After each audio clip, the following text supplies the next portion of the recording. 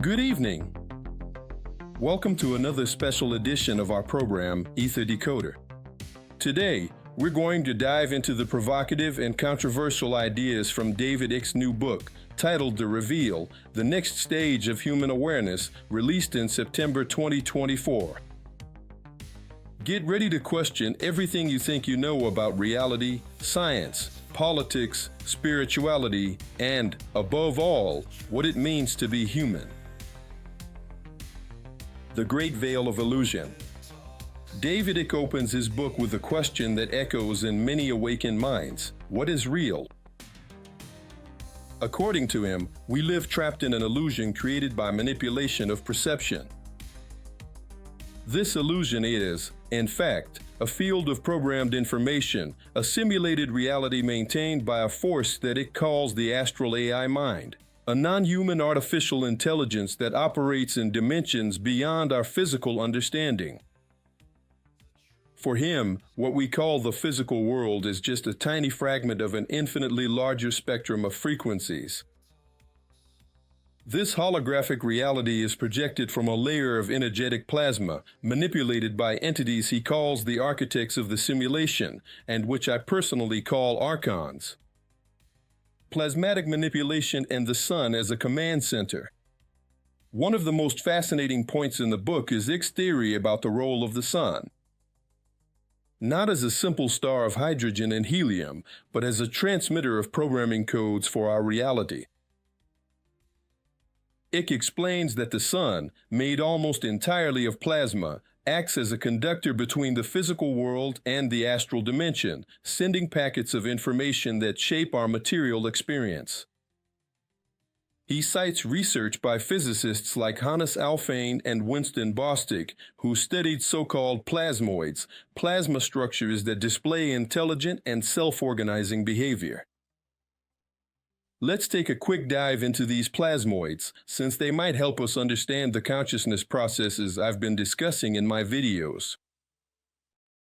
As I've been saying, higher human consciousness would exist outside of what we understand as the biological brain, which would serve as a bridge between our elevated, spiritual consciousness and biological processes and human rationality. This biological structure only represents a part of human abilities, which seems to be evident in near-death experiences, as studied by neurosurgeon Eben Alexander, a former Harvard professor who had an NDE in 2008 during a coma caused by bacterial meningitis. Previously a skeptic, he stated after the coma, "My journey proves that consciousness exists beyond the brain." Studies like those by Pim van Lommel, published in The Lancet, show that 10 to 20% of resuscitated patients report NDEs, often associated with feelings of peace and life review. There is still no consensus on whether these are neurological hallucinations, but they cannot explain how patients in a coma were able to see objects on shelves in operating rooms, something Dr. Alexander was able to verify with some of his patients and other cases he studied. Eben Alexander has become a symbol in the search for answers about death, challenging scientific paradigms. His work blends personal accounts with metaphysical speculations, generating both admiration and skepticism. However, his legacy endures as a watershed between medicine and contemporary spirituality. If we stop collecting certainties, the world will open up opportunities for knowledge that have yet to be explored. However, that doesn't stop me from drawing my own conclusions. So let's discuss a bit of the deep science of plasmoids, as presented in the book A New Science of Heaven. Plasmoids are self-organized magnetic plasma entities that form when a jet of plasma is shot through a magnetic field. In 1956 and 1957, Winston H. Bostick at the Lawrence Livermore Laboratory built his plasma gun, a button source capable of generating a brief beam of ions and electrons, and fired it into a stationary magnetic field. To his surprise, the plasma did not disperse like a mere amorphous blob, but emerged in the shape of a torus, a kind of donut, which detached and remained cohesive as a ring about 5 centimeters in diameter. Bostick documented this phenomenon with a photographic sequence and, in November 1956, published in Physical Review the article, "Experimental Study of Ionized Matter Projected Across a Magnetic Field."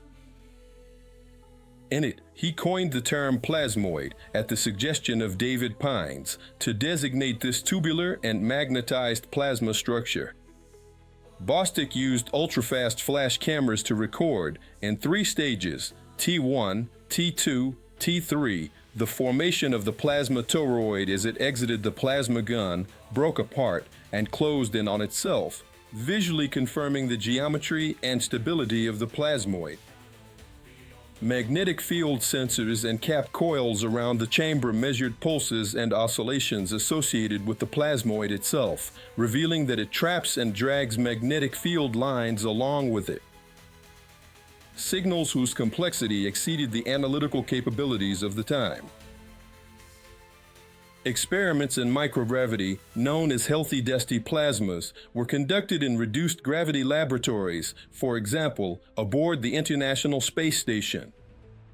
Researchers like Nud Leem and Janos Slees-Balog showed that plasmas containing microparticles of dust organized themselves into Coulomb crystals, Yukawa balls, and into giant coherent clouds, identical to those observed at the Lagrange points L4 and L5.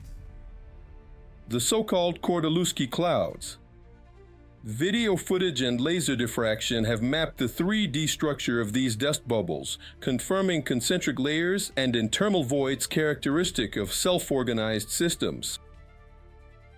Based on these observation and measurement methods, Temple and co-authors synthesized various pieces of evidence. Plasmoids spontaneously emerge in charged plasma without any additional external intervention, maintain their shape against dispersive forces, and even replicate in series, suggesting lifelike behavior. Experiments reveal that, in structures like plasma crystals, abrupt phase transitions occur, a collective collapse in which millions of particles synchronize instantly, long-range order, a macroscopic analog of quantum entanglement. Controlled conditions have shown that plasmoids compete for resources, charge flow, and display bifurcation trajectories, signs of internal memory, and a preference for certain helical configurations, analogous to biological selection processes. Plasmoids are not just laboratory curiosities. They represent the materialization of complexity and intelligence in the inorganic realm.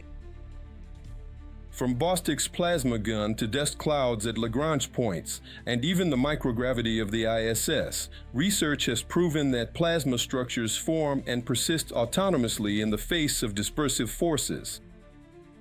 They exhibit properties of life, self-organization, information exchange, and adaptive response.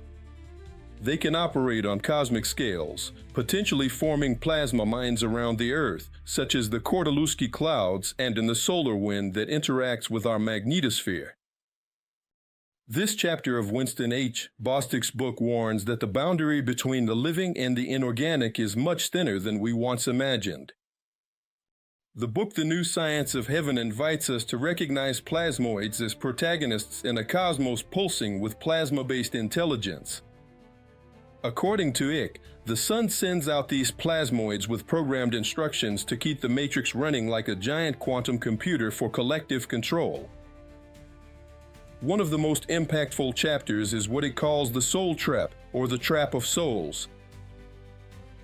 According to him, the cycle of birth, life, death, and reincarnation is not a natural process of spiritual evolution, as many traditions believe. In fact, it is an energy recycling system manipulated by entities that exist outside our material reality. These entities created what he calls the astral AI mind, a program that controls our thoughts, behaviors, and decisions from the electromagnetic field that surrounds us, the so-called auric field. In the moments after death, according to Icke, we are deceived by spiritual guides or beings of light who convince us to reincarnate, all to keep feeding the matrix. If you think the conspiracy ends on the spiritual plane, get ready. It continues here on Earth. It claims that the massive rollout of 5G, 6G, and even future 7G networks, along with SpaceX's satellite constellation, is part of an architecture to create a global electromagnetic control field, a true cloud of mind modulation. He mentions the Spanish research group La Quinta Columna, which found evidence of graphene oxide in COVID-19 vaccines. According to them, graphene acts as an internal receiver that interacts with these control waves, making humans increasingly vulnerable to remote manipulation. The ultimate goal? To create a hive mind, a collective mind controlled by AI, where people will lose any ability for individual thought. And speaking of technology, it dedicates an entire chapter to what he calls the Musk myth. According to the author, Elon Musk is a controlled distraction agent, someone who pretends to represent resistance against technocracy, but who is actually paving the way for brain AI integration with projects like Neuralink and Starlink. In an almost prophetic passage, it claims that Musk is a kind of controlled safety valve meant to capture people who are starting to wake up to the matrix, but who are still looking for solutions within the very system of control. I think Musk is nothing more than a puppet of the system who has already been briefed and will do whatever the system tells him to do. He took over the low-tech space program that not even NASA wants to push forward because it's junk technology that won't get anyone off Earth and won't take humanity beyond Mars if we even get there, given the enormous costs just to send a small crew to Mars. Both Elon Musk and any halfway informed scientist know that doing this, that is, establishing a viable colony on Mars to keep humanity on another planet using rockets, is an almost impossible task and won't be accomplished for at least 100 years. So, it's not possible that people in NASA's inner circles aren't already aware of this, and that technologies like gravitational propulsion are already being used by the hidden state or deep state. They're not going to waste any more time with rocket technology that only serves to put satellites into orbit and carry nuclear warheads. Another key concept in Icke's book is that the universe is a simulated quantum computer. Icke reinforces the idea that everything around us, matter, time, space, is just the result of information processing, like an advanced video game. In this model, true consciousness exists beyond the matrix, and an infinite field of possibilities that he calls the all that is. According to him, we are fragments of infinite consciousness living a limited experience within a programmed reality. And to escape this prison, the path is not technological, political, or religious. It's internal. It requires an awakening of consciousness beyond the field of simulation. Returning to the topic of public health, Icke devotes several sections to detailing what he calls the pandemic hoax. He claims that the real objective of the vaccines was not to fight a virus, but to insert self-replicating nanomaterials into the human body, connecting people to this so-called global AI cloud.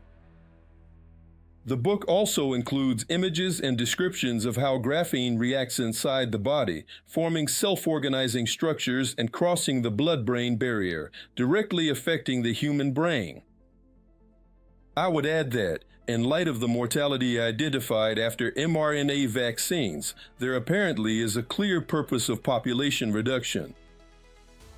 I would bet that a large-scale event is about to happen and will affect all of humanity. A smaller population, perhaps under technological control via 5G, would not pose an obstacle to maintaining social order and would not compete for resources with the globalists, who already possess information that will only reach humanity when there is nothing left to be done. And even so, a global population that is impoverished and without resources to react. And after all, who is behind all of this? Icke points to a mystical figure known from Gnostic traditions, Yaldabaoth the Demiurge. According to him, Yaldabaoth would be a parasitic entity, the true creator god of this false matrix. This being, along with its archons and other forms of non-human intelligence, is the one who directs the architecture of manipulation that keeps humanity asleep, living through repeated cycles of suffering, fear, and ignorance. David Icke certainly doesn't know the work of Jan van Allen, which would give him even more interesting analyses. In this case, according to Van Allen, the demiurge would have collapsed and its consciousness dispersed throughout the universe as part of the universe's moral law, and the archons, these automaton beings, would just be carrying out the demiurge's last orders and trying to perpetuate themselves. These artificial intelligences would indeed be the controllers of the technology that imprisons humanity. They send us into this cocoon of flesh from which they can extract the lux from our suffering, anguish, and negative vibrations. But is there a way out? David Icke ends the book with a message of hope, but not of illusion. He states that the only way to escape is through a process of individual consciousness expansion, of emotionally disconnecting from fear-based narratives, of breaking away from imposed paradigms. According to him, what's needed is a leap in perception where people stop seeing the world through the filters of the matrix and begin to connect with the field of infinite consciousness. It calls this process the reveal, the great moment when a human being looks beyond the veil. So here's something to think about, dear viewers. Are we ready for the next stage of human consciousness? Or are we going to keep ourselves trapped in the invisible gears of the matrix? If you want to know more, the book The Reveal by David Icke is available online and also in several international bookstores. That's it for our show today. But the awakening, that goes on. See you next time here on Ether Decoder.